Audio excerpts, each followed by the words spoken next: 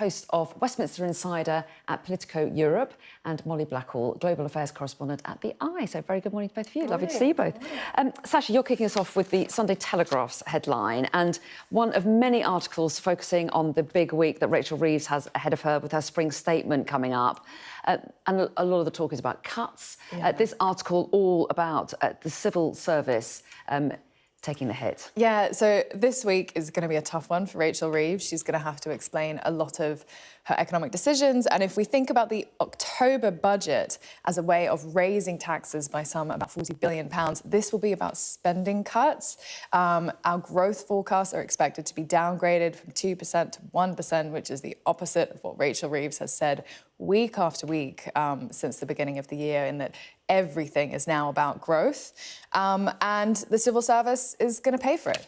And it's going to come out of job cuts, largely, in HR and communications roles. I mean, the workforce of the civil service has ballooned to about 100,000 since the pandemic, which is a huge amount of people. And like any company that faces difficult economic circumstances, there will be job losses. Yeah, I mean, obviously awful for anyone in the civil service, especially in one of those jobs that's being kind of highlighted, like HR and communications and office management is going to be nervous, and that's horrible. But do you think there'll be public sympathy for making cuts in this area when, as Sacha was saying, the numbers have ballooned? They have, and I think there have long been kind of probably quite legitimate questions over efficiency, productivity in such a large-scale organisation. I think the only thing that will maybe give comfort to those people is that this is happening almost across the board. This is part of a kind of wider belt tightening from the Chancellor as they try to kind of boost that growth and rein in spending. But it has seen dissent, you know, not only from the Conservatives criticising them, but also from within their own party. I mean, Diane Abbott, John McDonnell, people traditionally on the left of Labour have been very critical of some of the measures that they've been taking, particularly around benefits. There was a poll this week that found Rachel Reeves is now the least popular member of the Cabinet among Labour members, which is probably inevitable when you're the one sort of chopping things. But it nonetheless, often goes as part of the job description, doesn't it? It does, Chancellors are quite often not popular, I guess, when they have to make tough choices. For sure. Apparently the PM has been this week holding face-to-face meetings, which have been dubbed emotional management meetings, which I think is his attempt to sort of claw people back one by one. So, yeah, squeaky bom time, really, this week for Rachel Reeves. Well, absolutely. And you mentioned the welfare cuts. I mean, Sacha, that is going down very badly with a lot of backbenchers, isn't it? The fact that they're looking to save around £5 billion. It has gone down very badly. And these are not just people on the left. The people on the left are the most vocal. Those are the people who we've seen on the airwaves and on the TV over the last week. But there are moderates on the Labour backbenchers who are saying this is not what we're supposed to be doing.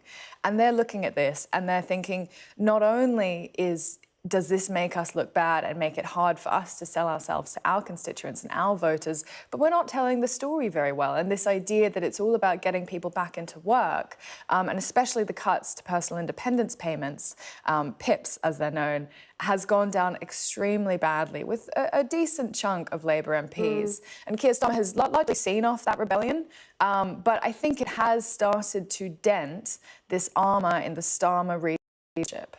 OK, and we'll come back to some of those issues a little bit later on in this chat, because other headlines deal with it as well. But take us to The Observer, Molly, first of all, and there's an article here marking the anniversary. Today was the day 5 years ago that Boris Johnson announced that we were all going into lockdown. It's hard to believe, isn't it? 5 years. It feels at once like yesterday and at once like a totally different world. I mean, it was a different world, wasn't it? I mean, it was extraordinary. And there's an article here which is quoting experts saying we're not learning the lessons. Yeah, and I think, you know, they're making a very fair point here. So these researchers are saying that basically there's no evidence that if the COVID pandemic or something similar happened again, we would be any better prepared. So in what areas? They're not sort of huge specific. I think it's broadly about the winter pressures, you know, most likely, because there's a very sort of tight margin that the NHS runs around winter when you have things like cold and flu. There was discussion of a quaddemic, you know, with things like norovirus and stuff also kicking around the same time. People are more susceptible, and people kick it less, you know, because the weather's bad. So I think it's particularly a crunch point here. But there have long been concerns about the NHS's sort of wider resilience to stuff. Has planning actually improved? Have we got better at identifying threats? I was speaking to some experts about this a little while ago who were saying we're still woefully unprepared for things like cyber attacks. You know, we haven't boosted our cyber infrastructure to the level that it needs to be at. They're saying we need to embrace more. There's an idea of using things like virtual wards. So what you do basically is try and keep patients out of the hospitals. You have them at home with a sort of iPad basically, which can run diagnostics, and a nurse monitors them in the hospital. So they're saying we need to adapt so that we're more flexible if crises like this hit again. And that's something that Wes Streeting talks about, doesn't he? He talks about the use of technology and updating things. But obviously capacity issues in hospitals is a big problem, isn't it? The fact that they are so full and have so little spare capacity.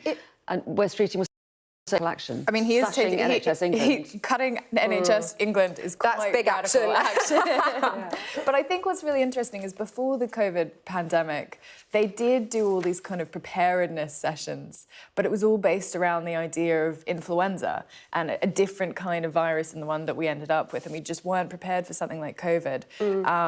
And those are the things, you know, as well as boosting NHS, which I think everyone would argue is good for all of us generally outside of a pandemic, which I think the government needs to be prepared from. I mean, God, I try not to think about it, but do you remember the days of test and trace? Oh my God. Yeah, happy days, eh? No. I do think it feels a bit like a slap in the face, though, in some ways, for so many people who lost loved ones or suffered so much during the pandemic, to feel that nothing's changed. You know, that feels, I think, really hard for people to stomach. Yeah, of course.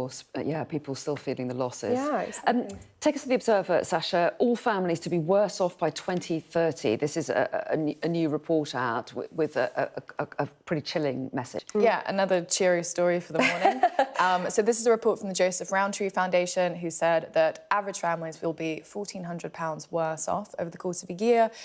This is things like rent going up and earnings going down. As we all know, earnings are being eaten away by inflation, and people are not getting pay rises to keep up with that. So people's earnings are going to be falling by about £700 over the course of a year.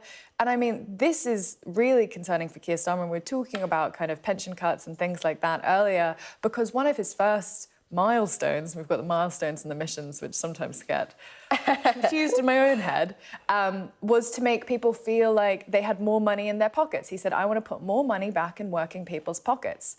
And in the last, you know, kind of 6 months, Rachel Reeves has upped taxes, and she's going to have more spending cuts. So it's not just that people feel poorer, but they feel like the public services aren't working for them. So even the things that we take for free aren't working. And one of the really interesting things, you know, if we look at this period, which some people are calling kind of austerity 2.0, and the austerity that we went through under George Osborne and David Cameron, during that time, our public services going into that period were actually quite strong.